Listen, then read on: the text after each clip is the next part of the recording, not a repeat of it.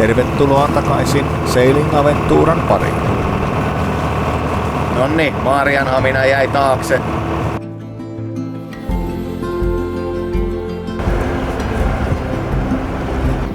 Pari matkustaja-alusta ja lauttaa väistetty ja vettöyttäykset saatu, kun Siljalainen hiipi selän takaa. Tässä jaksossa matka jatkuu Maarianhaminasta, Kumlingesta, Isonkariin ja sieltä Uuteen Kaupunkiin. Kotimatkaa on tämän jakson päätteeksi taitettu 22 päivää ja 400 mailia.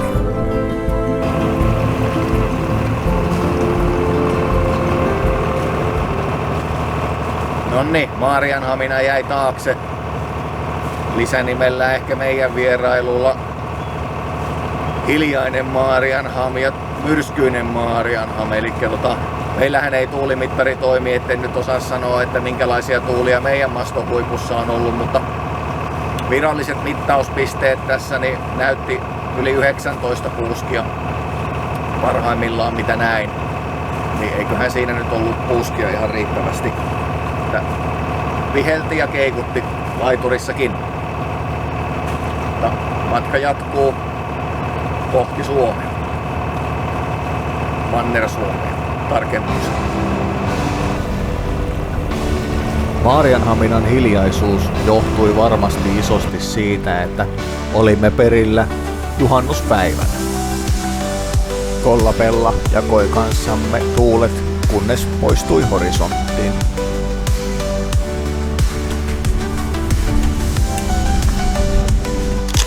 Kiitos Kollapellalle kuvasta veneestämme sekä joustimilla varustetuista kiinnitysköysistä.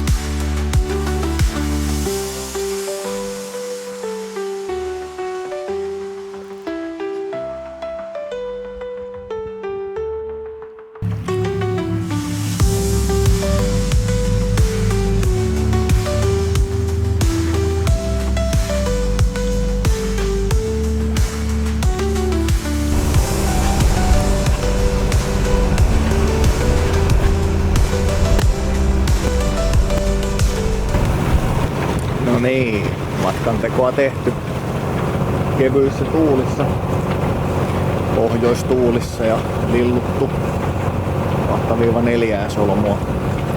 Nyt se muuttui sitten, ohitettiin niin sanotusti eteläkärki ja käännyttiin kotia kohti. Luullisestihan se nyt sitten on vastatuulia, aikatauluja niin edespäin. Painellaan Volvo Pentaus. Vähän se on ruvennut tussauttelemaan savuja, että varmaan suuttimet huollettava jossain kohtaa. Ja ehkä siinä kohtaa on myös sitten katseltava puristuspaineet, että mitä ne sylinterit sanoo, niin tietää sitten jatkotoimenpiteitä ruveta suunnittelemaan. Mutta tässä sitä nyt vaan edetään.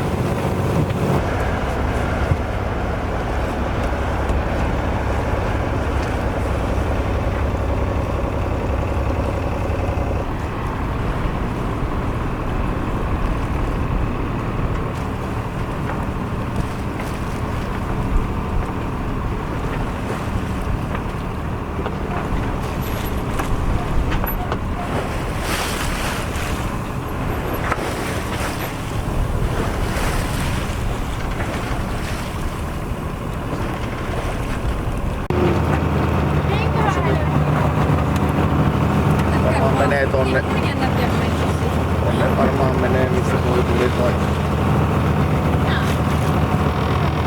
Siellä oli joku kapulikko. Mikä? Siellä oli kapulikko. Niin, rafiikkia. Sitähän tuollakin on vielä Finlines. Se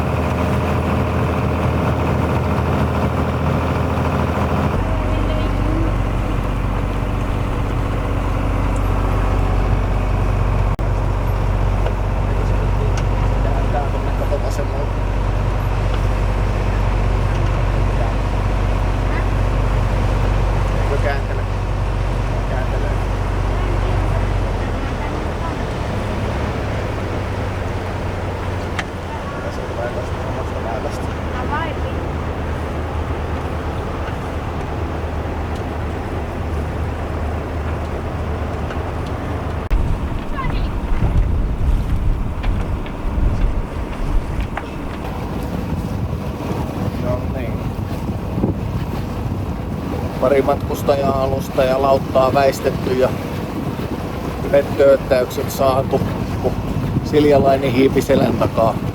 Se huono puoli tuossa kumiveneessä tuossa takana on, että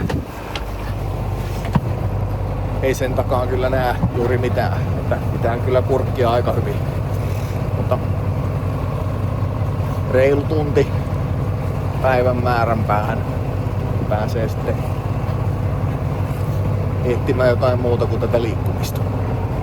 Tää ensin se sitten laitan päälle. Sitten kun näkyy isin päälle.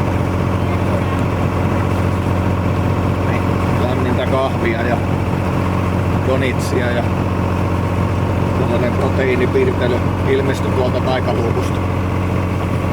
Tässä yritetään väistellä parhaan mukaan matalikkoja ja matkustaja-aluksia. Viking Linen tööttäys saatiin jo. Hiljuset on paikan päällä.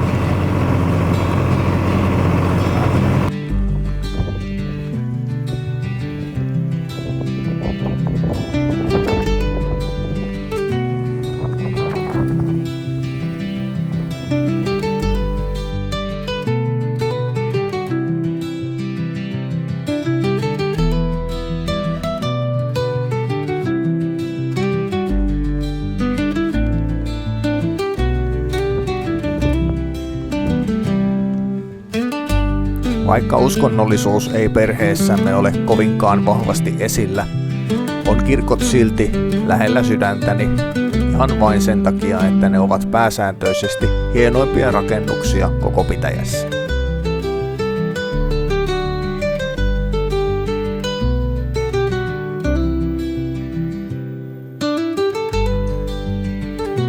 Poikamme Joa sai jo kirkoista tarpekseen Ruotsin puolella, joten oli aika siirtyä apteekkien pariin.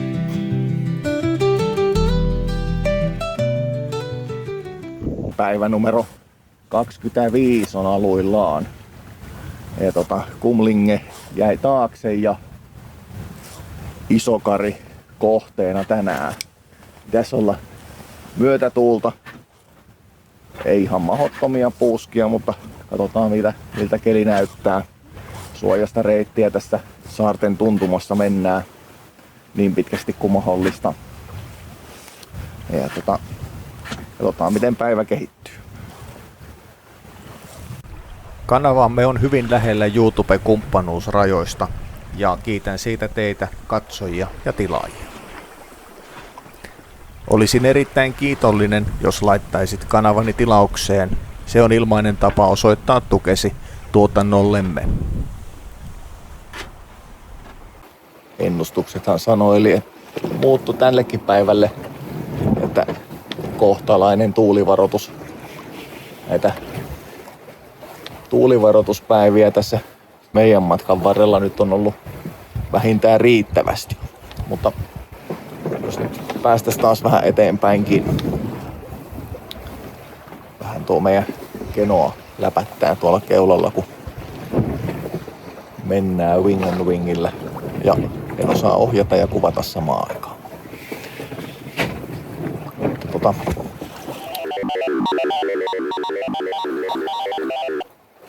Tässä sitä nyt vaan mennään. Tuulta on ehkä, sanoisinko 5 metriä sekunnissa. Ennusteli, että 10 pitäisi olla puuskat, mutta toki mennään täällä saariston suojassa, että sillä varmaan on iso merkitys tuulen suhteen. Mutta matkaa meillä se 30 mailia tänään ja pari tuntia tultu. Ihan ei tuuliennusteet kättele. Joo, tuulee etelästä, mutta ei varmaan ole 5 metriä enempää. Ja toki ennusteetkin nyt näyttää, että se laantuu nyt iltaan kohti, kunnes taas sitten lähtee nousemaan. Niin kuin hengityksestä näkyy, niin viileitä kesää vietetään. Isokariin tänään matka jatkuu, sinne 2-3 tuntia matkaa vielä ja iso tuossa ylhäällä vielä toivekkaana, että siihen tuulta saataisiin, mutta aika epätodennäköistä. Mutta toivossa on hyvät elää ja epätoivossa kuolee. Palle suorittaa tehtäväänsä ihan kohtalaisesti silloin tällöin. Ja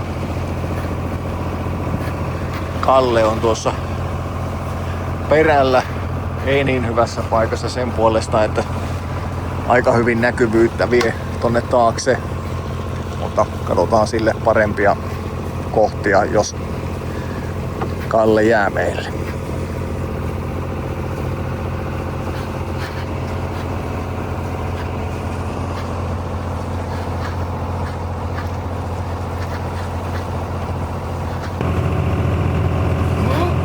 Oh fuck! Voi pirskuta rallaa. Maailma loppuu. Ei oo enää kuin 500 jalkaa maailman rajalle. Mitähän meidän käy?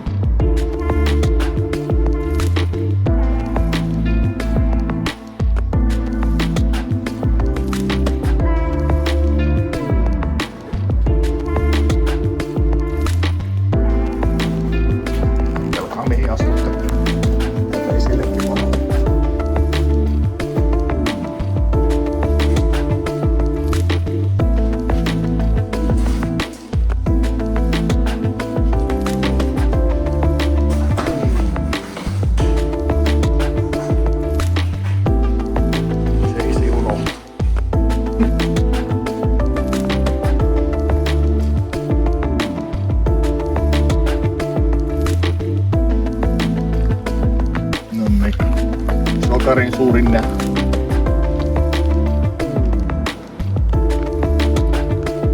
Paljon on veli venäläinen saanut pääkin aikaiseksi Suomessa.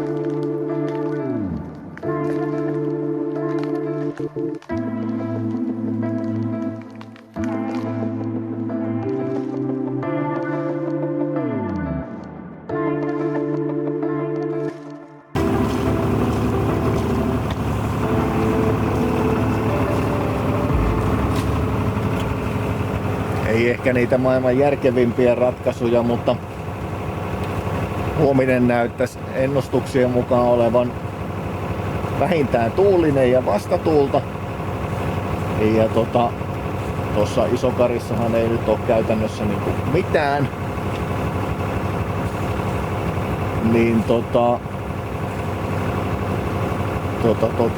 lähdettiin sitten Uuttakaupunkia kohti ja täällähän on tällainen sopiva sumu kehkeytynyt. Ja tässä sitten mennään hissukseen. Katsotaan mitenkä tässä käy. Reitti meillä on selkeä. Se on viitotettu. Siinä ei mitään ongelmaa ole, mutta se, että näkyvyys on muutamia satoja metrejä, niin sen puolesta erittäin haastava.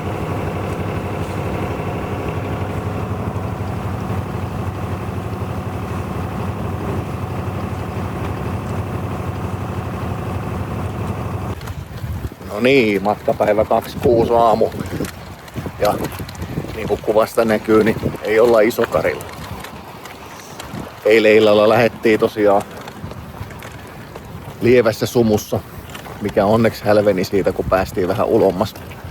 Niin nähtiin hienostikin, laskeskeltiin 1+1, että jos ennusteet pitää paikkaansa, että tulee niitä 16 metrin pouskia ja näin edespäin, niin meillä on paljon paremmat mahdollisuudet täällä Uudessakaupungissa viettää aikaa sen aikaa, että tuulet laantuu. Totuutta en tuulista tiedä. Tässä ei ainakaan tuule juuri nimeksikään, missä mennään. Mutta voihan se olla, että tuolla ulkona on tilanne mikä on. Pitää katsella tuossa ennustuksia myöhemmin, mutta suurella todennäköisyydellä huomenna vasta nyt sitten lähdetään jatkamaan meidän matkaa eteenpäin. Pikkasen meidän matka venähtänyt. Mikähän nyt pitäisi olla jo kotona alkuperäisen suunnitelman mukaan, mutta niin kuin Kiljosen herrasväelle aina tapahtuu, niin aina ei mene kaikki niin kuin römsössä. Todellisuudessa Uudessakaupungissa vietimme usean päivän, mutta matka jatkuu seuraavassa jaksossa. Kiitos katselusta.